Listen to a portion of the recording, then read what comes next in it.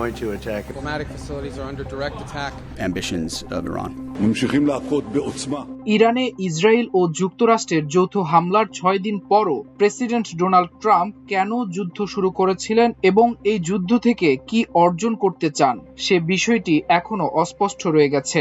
যুদ্ধ শুরুর সময় তিনি ও তার সহযোগীরা যেসব যুক্তি দিয়েছিলেন পরবর্তী সময়ে এসে সে সকল যুক্তি পাল্টে যাচ্ছে। প্রেসিডেন্ট ট্রাম্প ও তার প্রশাসন প্রথমে বলেছিল তাদের লক্ষ্য ইরানের পারমাণবিক কর্মসূচি ধ্বংস করা। একই কথা বলেছিলেন প্রেসিডেন্ট ট্রাম্পও। যুক্তরাষ্ট্রের vice president JD Vance Fox নিউজকে এক সাক্ষাৎকারে বলেছিলেন ইরান যেন কোনোভাবেই পারমাণবিক অস্ত্র অর্জন করতে না পারে এটি নিশ্চিত করা হবে। হামলার পক্ষে ট্রাম্প প্রথমে বলেছিলেন শাসন ব্যবস্থার পরিবর্তন করতে হবে।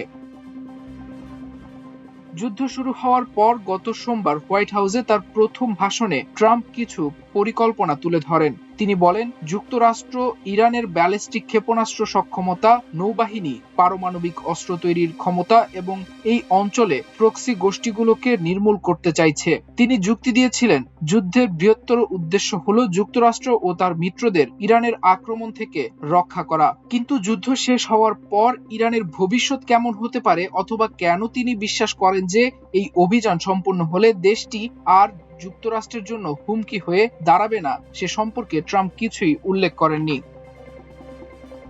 সোমবারের এ বক্তব্য আক্রমণ শুরু করার পর ট্রাম্পের প্রাথমিক মন্তব্য থেকে অনেকটা সরে এসেছে। শনিবার ট্রাম্প ইরানিদের বলেছিলেন শাসন ব্যবস্থার পরিবর্তন করে তাদের হাতে ইরানের নেতৃত্ব তুলে দেবেন। তবে খামেনি নিহত হলেও উত্তরাধিকার হিসেবে তার কাকে পছন্দ তা এখনো স্পষ্ট করে বলেননি। ট্রাম্পের অবস্থান মাঝে মাঝে প্রতিরক্ষা মন্ত্রী পিট হেগসেট সহ অন্যান্য প্রশাসনিক কর্মকর্তাদের সঙ্গেও মিলছে না।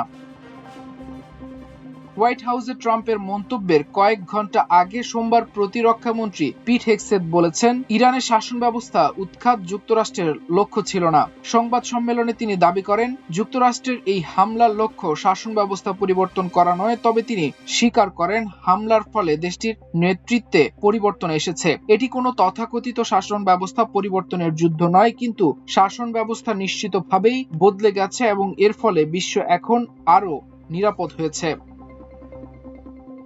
এরপর ইরানে হামলা চালানো নিয়ে নতুন ব্যাখ্যা দিয়েছেন যুক্তরাষ্ট্রের পররাষ্ট্রমন্ত্রী মার্কো রুবিও। তিনি বলেছেন ইরানের হামলার বিষয়ে সংকল্পবদ্ধ ছিল ইসরায়েল এবং একবার দেশটিতে হামলা হলে নিশ্চিতভাবে যুক্তরাষ্ট্রের সেনারা তেহরানের পাল্টা হামলার লক্ষ্যবস্তু হবে।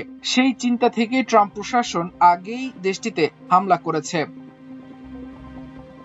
ইরানের হামলা নিয়ে আলোচনার জবাবে তিনি বলেন প্রেসিডেন্ট ট্রাম্প ইরানে আক্রমণের সিদ্ধান্ত নিয়েছিলেন কারণ মিশন সফল করার জন্য এটি ছিল অনন্য সুযোগ। গত মঙ্গলবার সিনেট শুনানিতে under secretary of defense Elbridge কলভিকে জাতীয় প্রতিরক্ষা কৌশল এবং ইরানে হামলার ন্যায্যতা নিয়ে প্রশ্ন করেন ডেমোক্র্যাট সিনেটের এলিজাবেথ ওয়ারেন। মার্কিন প্রেসিডেন্ট ডোনাল্ড ট্রাম্প ও ইসরায়েলের প্রধানমন্ত্রী বেনিয়ামিন নেতানিয়াহু ইরানের বিরুদ্ধে অবৈধ যুদ্ধ শুরু করেছেন বলে মন্তব্য করেন তিনি। তার মতে শাসন ব্যবস্থা পরিবর্তনের এই যুদ্ধ শুধু অসাংবিধানিকই নয়, সেই সঙ্গে বিপজ্জনকও বটে। তিনি প্রশ্ন তোলেন সংবিধান অনুযায়ী কে যুদ্ধ ঘোষণা করেন, প্রেসিডেন্ট নাকি কংগ্রেস?